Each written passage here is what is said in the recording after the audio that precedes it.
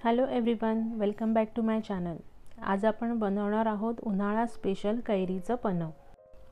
त्यासाठी इथे मी 2 कैऱ्या जवळजवळ 1 किलोच्या आहेत। या चांगल्या धुवून पुसून घेतलेल्या आहेत। ह्या कैऱ्या आता आपण कुकरमध्ये उकडून घेणार आहोत।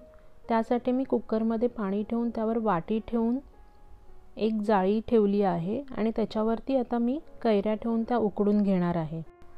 कुकरचं झाकण लावून आता आपण त्याच्या 3 शिट्ट्या घ्यायच्या आहेत।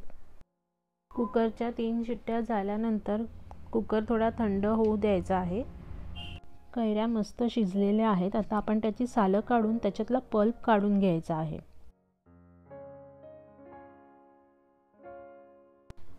कैरी सोलल्यानंतर सालांना असा चिकटलेला जो पल्प असतो तो आपण चमच्याच्या साहाय्याने असा काढून घ्यायचा आहे। तसेच त्याची कोय जी असते ती आपण हातानेच त्याचा पल्प काढून घेणार आहोत। हे अशा प्रकारे हाताने जस्ट प्रेस केल्यानंतर सगळा पल्प निघून जातो। थोडाफार जो काही राहतो तो आपण पाण्यात टाकून कोय ती चांगली व्यवस्थित धुवून घेतल्यावर तोही निघतो। हे आता कोय धुतलेलं पाणी आपण पल्पमध्येच टाकणार आहोत आणि मी आता ते एका मोठ्या पातेलीत घेऊन त्यामध्ये 700 ग्रॅम साखर टाकणार आहे। कैऱ्या उकडल्यानंतर त्याचा पल्प काढल्यावर तो 500 ग्रॅम झाला। जर कैरीचा पल्प जितका असेल त्याच्या 1.5 पट साखर घ्यायची आहे आणि जर का गूळ घेणार असाल तर तो त्या कैरीच्या पल्पच्या दुप्पट घ्यायचा आहे। साखर आता सर्व चांगली मिक्स करून घेऊया आपण। साखर मी थोडी थोडी करून टाकते आहे। चमच्याने ढवळून झाल्यानंतर ते पूर्ण सगळं हाताने क्रश करते आहे। इथे तुम्ही हँड मिक्सरही वापरून तुम्ही करू शकता, पण थोडे कैरीचे तुकडे तोंडात आले पन्ह पिताना की ते छान वाटतं, म्हणून मी हे असे हातानेच क्रश करते। पण मिक्सर किंवा हँड ब्लेंडरला लावून पण ते खूप छान लागतं। या पल्पमध्ये आता मी साधारण 2 टीस्पून म्हणजे छोटे चमचे 2 मी वेलचीची पावडर टाकणार आहे।